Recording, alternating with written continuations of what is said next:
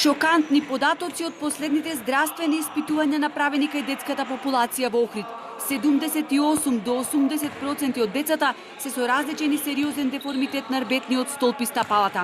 Резултатите се поразителни и повеќе од загрижувачки, велат професорите по физичка култура. Ако овој тренд продолжи, ќе добиеме недоволно работоспособна нација, која не ќе може максимално да се вклучи во работниот процес, алармираат добро упатените.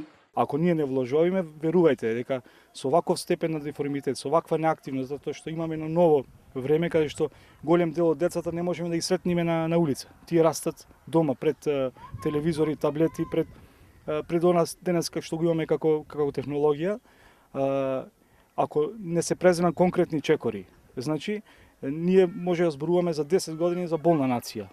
Грижата за најмладата популација мора да не биде приоритет, вели Станковски, и додава дека државата треба да превземе вистински чекори за правилен раст и развој кај децата. Тој сугерира преку Бирото за развој да се направат измени во образовната програма.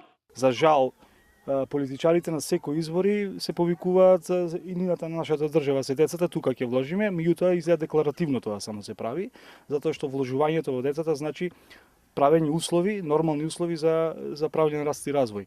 Застрашувачките податоци и бројки кои говорат за степенот на деформитет кај младата популација се пресликуваат и во другите градови, потенцираат професорите по физичка култура. Дополнуваат дека сериозен проблем кај децата е и дебелината.